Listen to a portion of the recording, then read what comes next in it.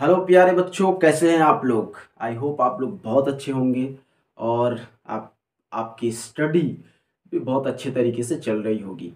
तो आज का जो लेक्चर होने वाला है कक्षा 10वीं पहला चैप्टर का लास्ट लेक्चर, रासायनिक अभिक्रियाओं के प्रकार। बच्चों, इससे एक क्वेश्चन बोर्ड के एग्जाम में जरूर पूछा जाता है।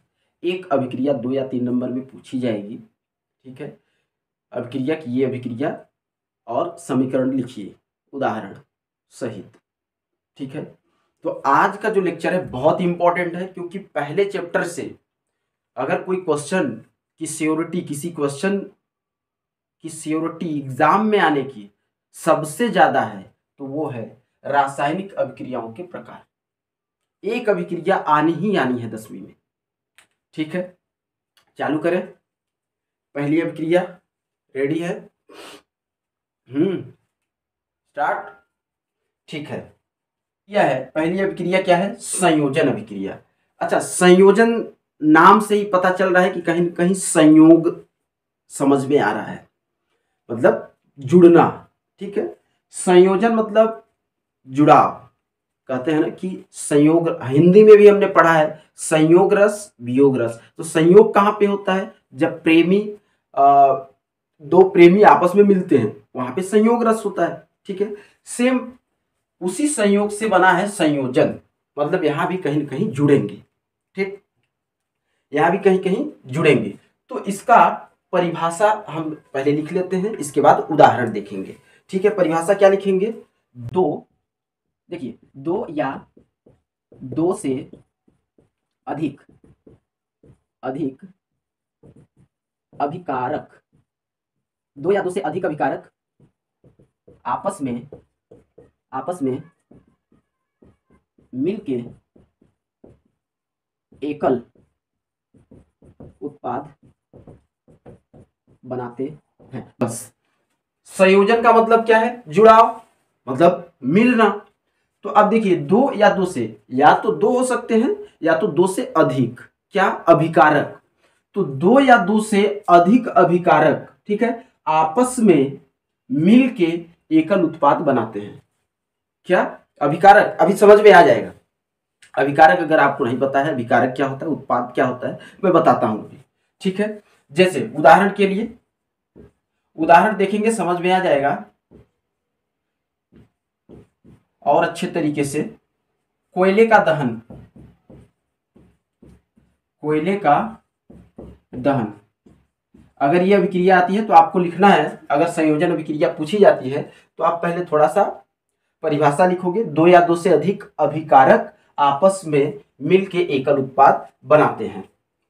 देखिए, कोयले का दहन C+O2 ये मिलकर के बनाते हैं CO2।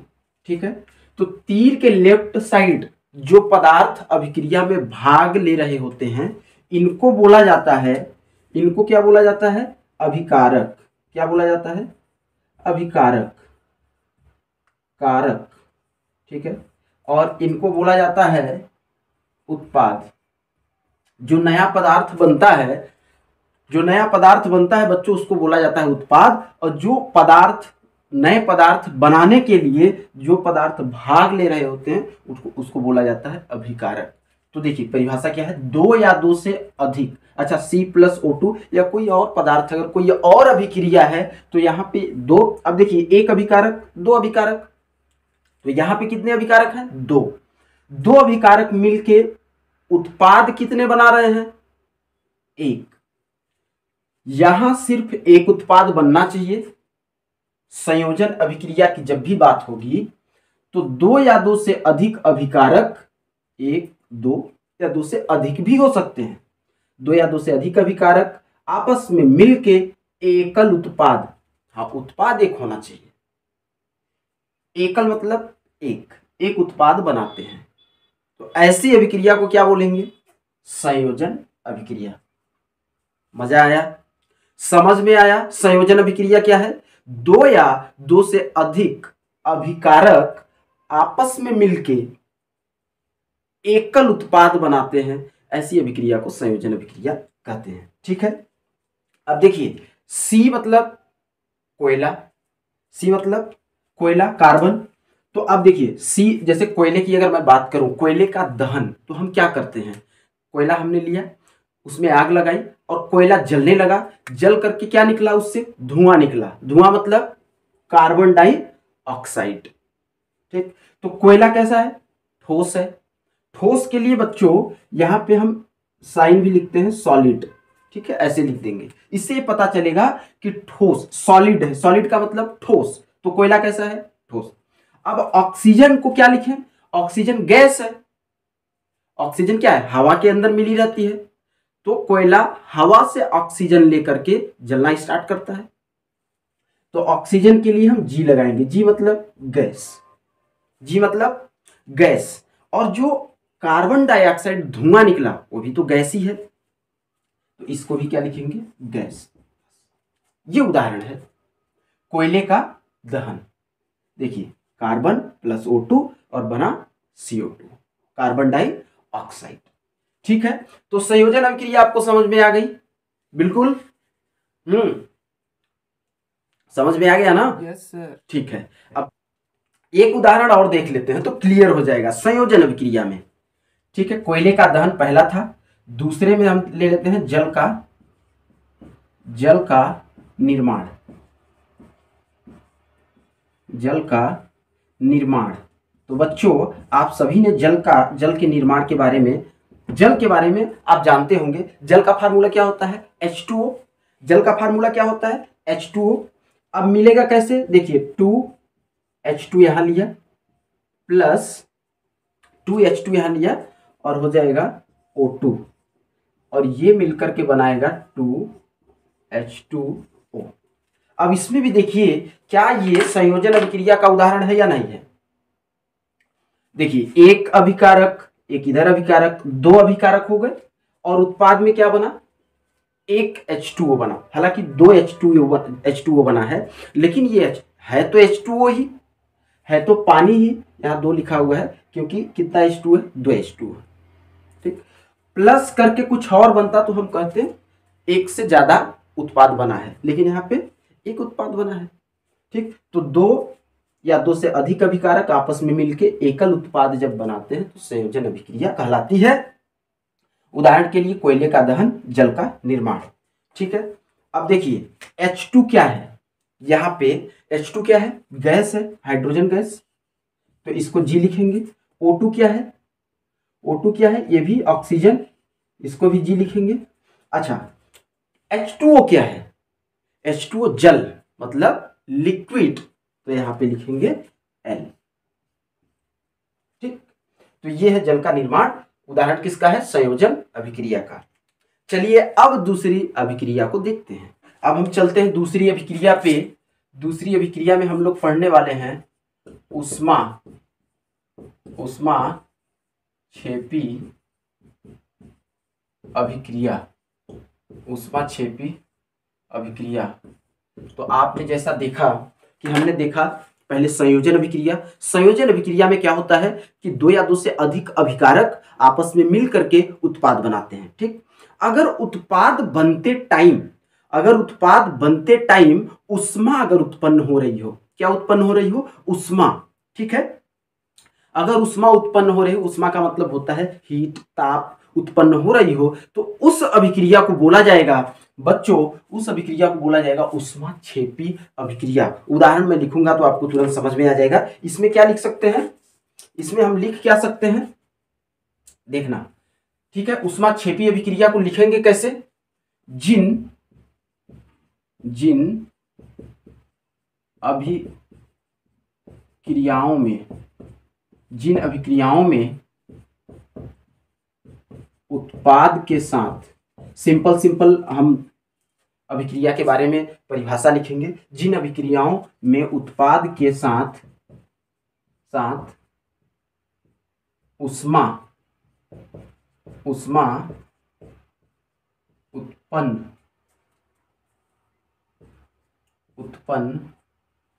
जिन अभिक्रियाओं में, देखिए जब उत्पाद बनेगा तो साथ में क्या बनेगा, साथ में क्या उत्पन्न होगा, उष्मा उत्पन्न उष्मा क्षेपी अभिक्रिया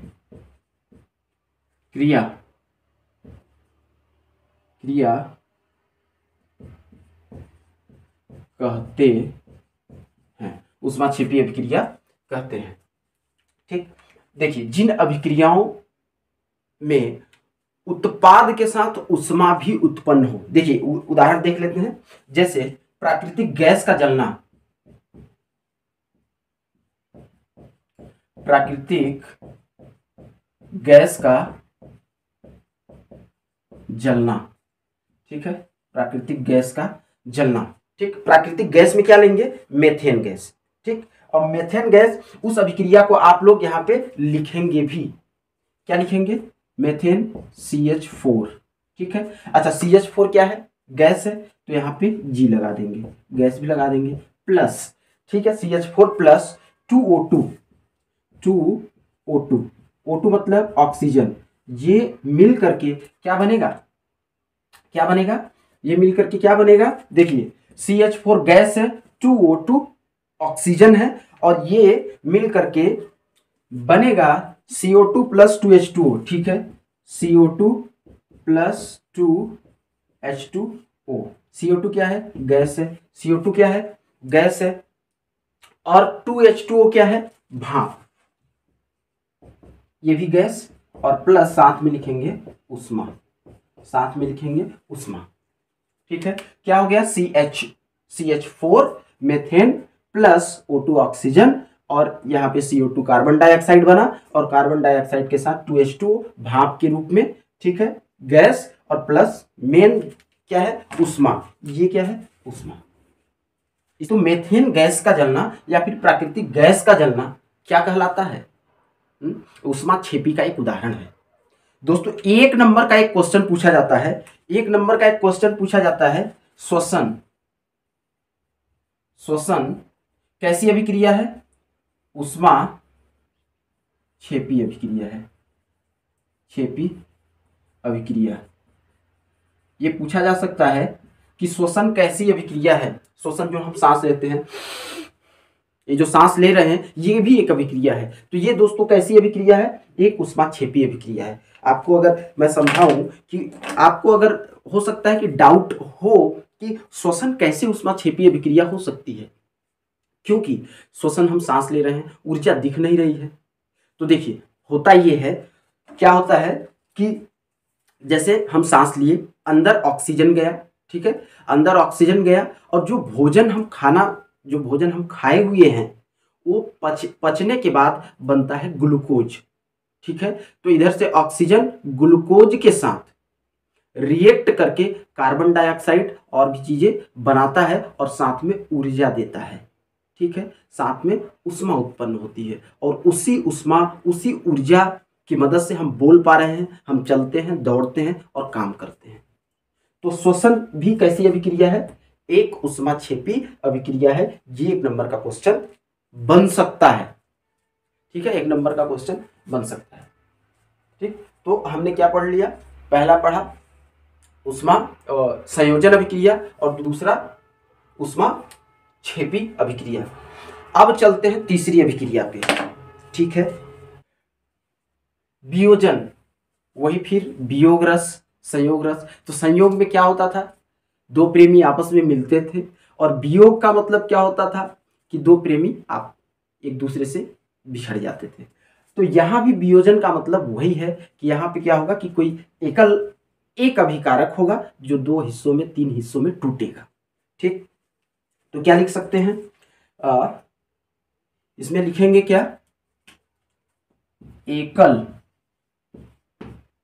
एकल क्या लिखेंगे, एकल अभिक्रमक टूटकर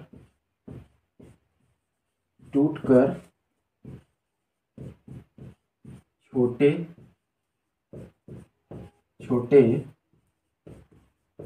उत्पाद बनाते हैं। इस अभिक्रिया में क्या होता है प्यारे दोस्तों, वियोजन में एकल अभिकर्मक होगा, अभिकर्मक का मतलब अभिकारक, एक अभिकारक होगा, और वो क्या टूट कर छोटे छोटे उत्पाद में बदल जाएगा। जैसे देखिए, ये हमने समीकरण लिखा है किसका, वियोजन अभिक्रिया का।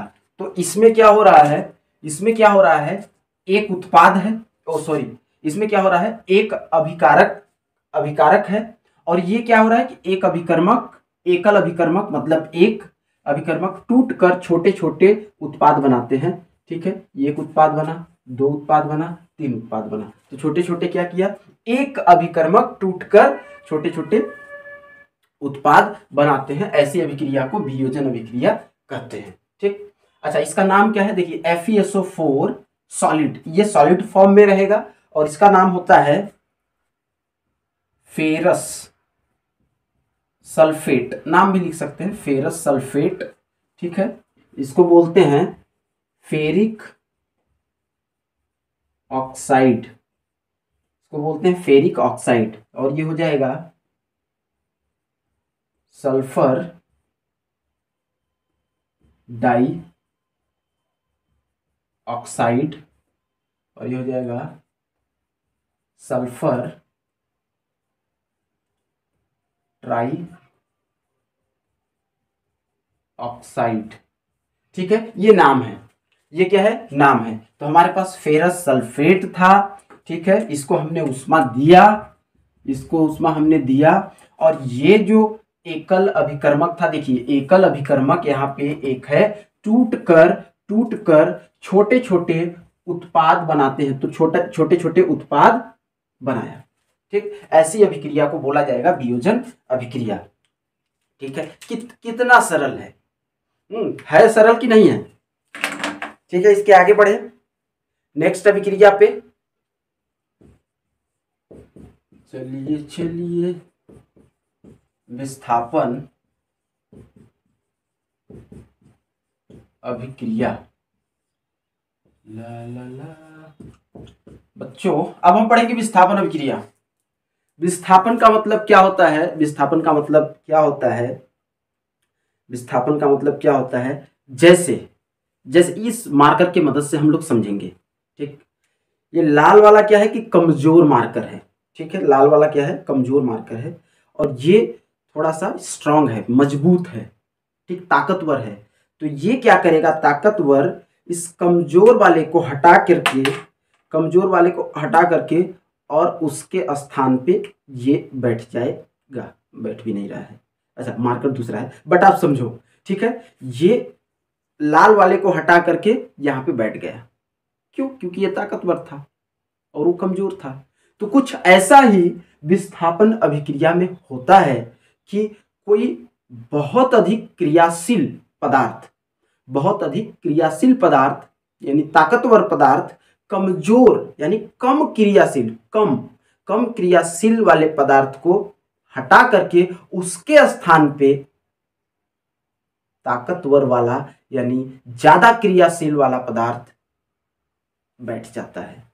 तो उस अभिक्रिया को बोला जाता है विस्थापन अभिक्रिया। क्या बोला जाता है, विस्थापन अभिक्रिया। ठीक, तो हम कैसे लिखेंगे विस्थापन अभिक्रिया के बारे में।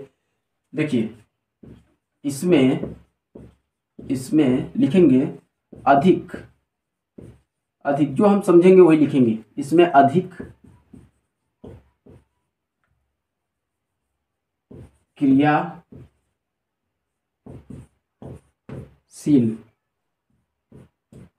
तत्व, कम क्रियाशील। इसमें जो अधिक क्रियाशील तत्व होगा, कम क्रियाशील यानी कमजोर को, कम क्रियाशील तत्व को विस्थापित कर देगा, विस्थापित कर देता है।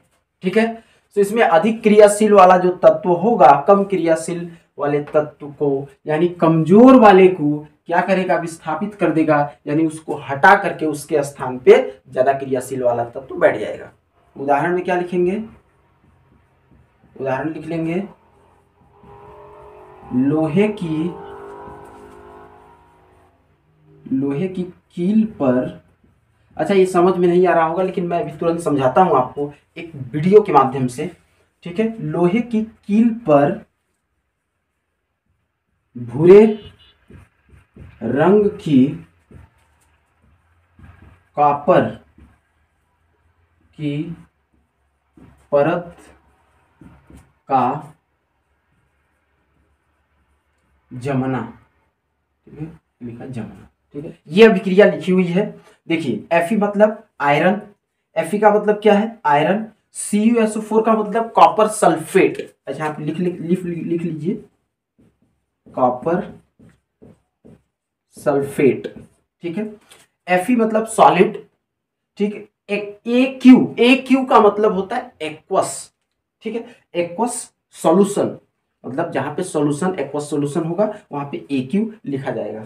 तो अब देखिए हो क्या रहा है, आप बोलेंगे कि विस्थापन कहां हुआ, तो ये अधिक क्रियाशील तत्व है और ये Cu जो है कम क्रियाशील तत्व है। तो हमने क्या लिखा है इसमें, अधिक क्रियाशील तत्व कम क्रियाशील तत्व को विस्थापित कर देता है। तो ये जाएगा two two two two two two, हाँ इसके पास गया, इसको क्या किया हटा दिया, क्यों कमजोर है। और ये Fe क्या है यहां पे आके बैठ गया, तो देखिए Fe बैठा, FeSO4 और इसको हटाया तो ये कहां चला गया, Cu यहां आ गया, ठीक।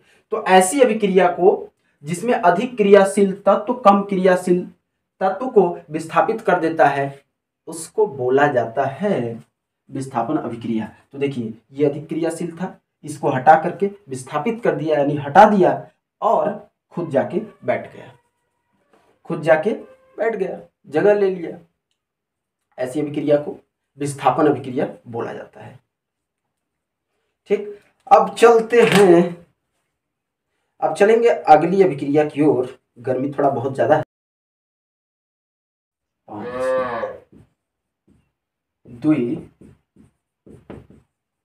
द्विविस्थापन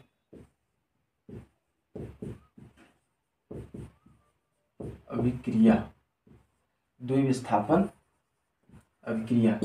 सर आपने बताया अभी, ठीक है, विस्थापन अभिक्रिया जिसमें एक अधिक क्रियाशील तत्व दूसरे कम क्रियाशील वाले तत्व को विस्थापित कर दिया, उसे तो बोला गया विस्थापन अभिक्रिया।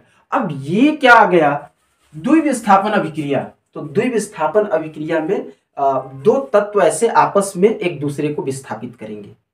ध्यान से सुनिए, दो तत्व होगा क्या, मार्कर 2 है। अच्छा ये एग्जांपल नहीं लेता हूं, कहाँ गया, इससे सेट नहीं होता इससे, ठीक है। इसमें क्या हुआ कि उस बार क्या हुआ था कि इसको हटाया, ठीक, इसको हटाया और ये जाके बैठ गया, ठीक। ये है विस्थापन अभिक्रिया।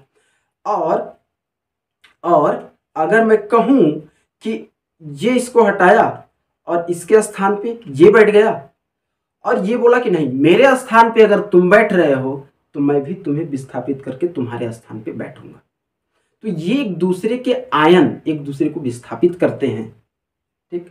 ऐसी अभिक्रिया को बोला जाएगा द्विविस्थापन, क्योंकि इसमें दो लोगों में विस्थापन हो रहा है, ठीक। अब चलिए समझते हैं इसको उदाहरण के माध्यम से।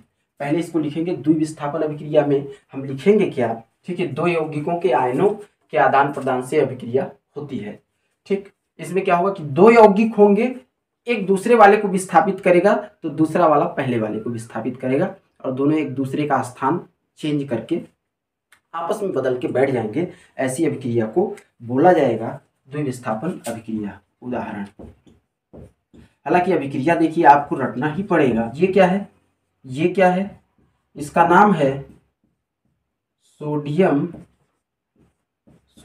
सल्फेट। इसका नाम क्या है बच्चों, सोडियम सल्फेट। और इसका नाम क्या है, barium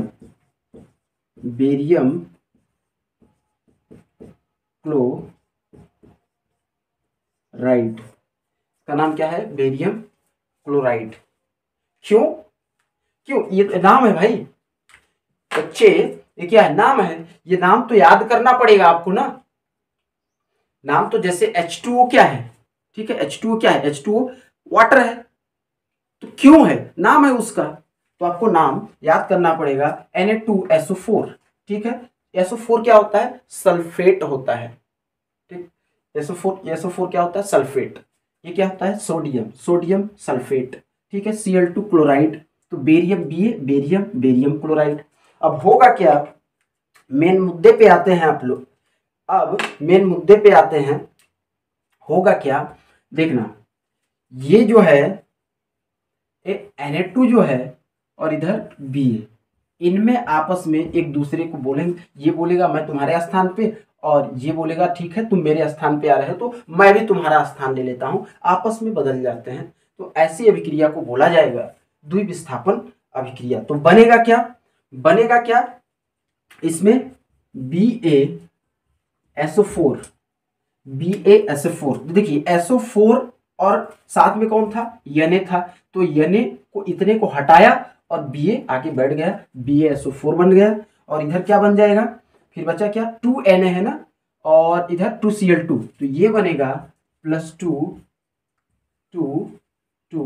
NaCl, 2 NaCl, barium sulphate और सोडियम क्लोराइड आप लिख सकते हैं, बेरियम सल्फेट, और ये है सोडियम, सोडियम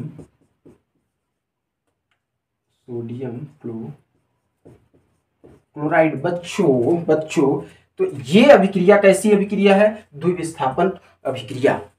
ठीक है, इसमें क्या होता है, दो यौगिक, अब देखिए ये टोटल यौगिक है, ये भी एक यौगिक है कि आयनों के आदान प्रदान से, आपस में आदान प्रदान से यह अभिक्रिया होती है, और ऐसी अभिक्रिया को क्या बोलते हैं, द्विविस्थापन अभिक्रिया। ठीक है, एक दो बार जब आप रिवाइज करोगे ना तो आपको अच्छे से समझ में आएगा, एक दो बार आपको रिवाइज करना पड़ेगा, you must revise, revision is very necessary बच्चों, तभी वो दिमाग में बैठेगा। समझ पा रहे हो, ठीक है, मिटाओ इसको। प्यारे बच्चों, अब हम देखेंगे नेक्स्ट अभिक्रिया,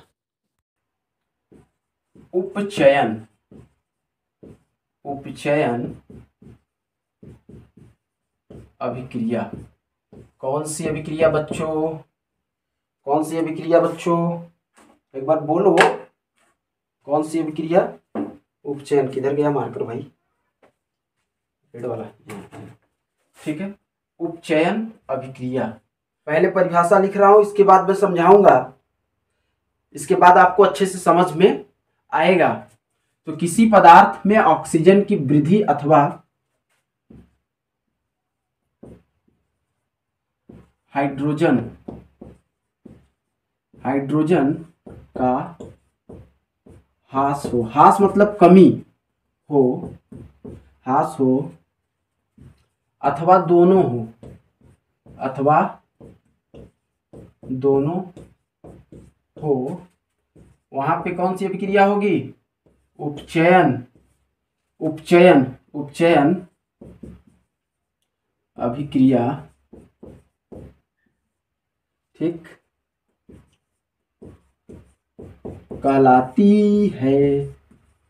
ठीक है, उपचयन अभिक्रिया किसको कहेंगे बच्चों, किसी पदार्थ में, अगर हमारे पास कोई पदार्थ है, अगर उसमें ऑक्सीजन बढ़ रहा है, ठीक है, ऑक्सीजन बढ़ रहा है, अथवा अथवा अथवा हाइड्रोजन का ह्रास हो रहा है, मतलब हाइड्रोजन कम हो रहा है, क्या हो रहा है, हाइड्रोजन कम हो रहा है, अथवा दोनों हो रहा हो, हाइड्रोजन भी कम हो रहा हो, ऑक्सीजन भी बढ़ रहा हो साथ साथ, तो ऐसी अभिक्रियाओं को बोला जाएगा उपचयन अभिक्रिया। ऐसी अभिक्रिया को क्या बोला जाएगा, उपचयन अभिक्रिया। उदाहरण के लिए क्या लिखेंगे, C+O2 हमने देखा था। अच्छा एक बात बताइए, इस कार्बन के साथ ऑक्सीजन कितना दिख रहा है, ये तो केवल सिंगल कार्बन आपको दिख रहा होगा। ठीक है, अगर मैं लिख दूं कि, अगर मैं बोलूं कि कार्बन प्लस O2 ऑक्सीजन मिलके क्या बनाएगा, क्या बनाएगा बच्चों, CO2। तो अब ये पहले अकेला कार्बन था, अब कार्बन के साथ ऑक्सीजन नहीं आ गया, ऑक्सीजन नहीं आ गया, तो इस पदार्थ में ऑक्सीजन बढ़ा कि नहीं बढ़ा। तो ये किसका उदाहरण हुआ, ये हुआ उपचयन अभिक्रिया का। एक उदाहरण और देख लेते हैं, पहला दूसरा। बच्चों 2Cu + O2, अब बताओ ये क्या बनेगा, ये बनेगा बच्चे 2CuO, कॉपर ऑक्साइड। तो बताओ पहले कॉपर के साथ कोई ऑक्सीजन नहीं था, लेकिन ये O2 के साथ रिएक्ट करके, ठीक है, अभिक्रिया करके 2CuO बना, कॉपर ऑक्साइड बना। तो पहले अकेला Cu था, अब Cu के साथ एक ऑक्सीजन आ गया, मतलब ऑक्सीजन बढ़ गया। इसके साथ ऑक्सीजन पहले 0 था, अब 1 हुआ, तो ऑक्सीजन की वृद्धि हुई कि नहीं हुई। तो इस अभिक्रिया को बोलेंगे उपचयन अभिक्रिया। फटाफट से अब हम देखेंगे अपचयन अभिक्रिया। तो उपचयन अभिक्रिया क्या होता है कि आपने देख लिया, अब हम देखेंगे अपचयन अभिक्रिया। पढ़ाई कर लो बच्चों। चलिए तो आप समझते हैं अपचयन अभिक्रिया। अपचयन अभिक्रिया जस्ट उल्टा है किसका, उपचयन अभिक्रिया का। उपचयन में क्या था, ऑक्सीजन में वृद्धि या हाइड्रोजन में कमी या दोनों। लेकिन अपचयन में जस्ट उल्टा हो, ऑक्सीजन में कमी, ठीक है, ऑक्सीजन में कमी, किसी पदार्थ के ऑक्सीजन में अगर कमी हो रहा है, अगर ये नहीं हो रहा है तो ये होना चाहिए, हाइड्रोजन बढ़ना चाहिए, और या तो फिर दोनों होना चाहिए कि ऑक्सीजन कम हो रहा हो, हाइड्रोजन बढ़ रहा हो। तो ऐसी अभिक्रिया को बोला जाएगा अपचयन अभिक्रिया। समझ में आया कि नहीं, समझ में आया या नहीं, ठीक है ना। अपचयन समझ में आया। एग्जाम्पल लिख लो। एग्जाम्पल में क्या लिखे हैं, देखो CuO plus H2 ये मिलकर के बनता है copper oxide plus, copper oxide है, क्या है, copper oxide plus H2 gas है, H2 गैस है, ये दोनों मिलकर के बनेगा Cu plus H2O, Cu plus H2O, ठीक है, Cu plus H2, कॉपर और वाटर, पानी। तो आप बताइए मतलब कॉपर के साथ एक ऑक्सीजन था भैया, एक ऑक्सीजन था, H2 के साथ रिएक्ट करके ये क्या बनाया, Cu अकेला हो गया प्लस H2O बन गया पानी। तो बताओ इसके साथ क्या हुआ, देखिए ऑक्सीजन में कमी हुई कि नहीं, इसके साथ क्या हुई, ऑक्सीजन में कमी हो गई, कमी हुई कि नहीं, इस पदार्थ में ऑक्सीजन में कमी हुई, ठीक। तो इस अभिक्रिया को क्या बोलेंगे, इस अभिक्रिया को क्या बोलेंगे, अपचयन अभिक्रिया, ऑक्सीजन में कमी, ठीक है। अगर हाइड्रोजन में वृद्धि होती तो भी अपचयन, या दोनों होता तो भी अपचयन। अब एक लास्ट इंपॉर्टेंट है, रेडॉक्स अभिक्रिया क्या होती है उसको भी देख लेते हैं। रेडॉक्स बहुत इजी है। रेडॉक्स अभिक्रिया, रेडॉक्स अभिक्रिया क्या होती है, रेडॉक्स अभिक्रिया आप लिख सकते हैं एसी अभिक्रिया,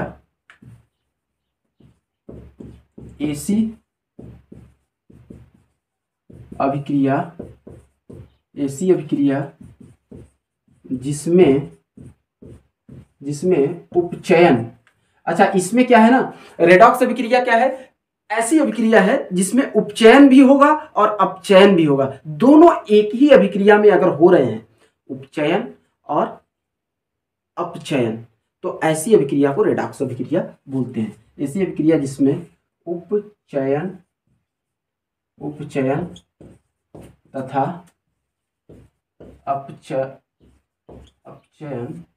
अपचयन साथ हो, इसको क्या बोलते हैं, रेडॉक्स अभिक्रिया। रेडॉक्स अभिक्रिया कहलाता है। अब आप बताइए कि यहां पे आप देखिए Zn के पास पहले एक ऑक्सीजन था, अभिक्रिया के बाद ऑक्सीजन में कमी हो गई। तो जब ऑक्सीजन में कमी हो गई तो यहाँ पे कौन सी अभिक्रिया हुई? यहाँ पे क्या अपचयन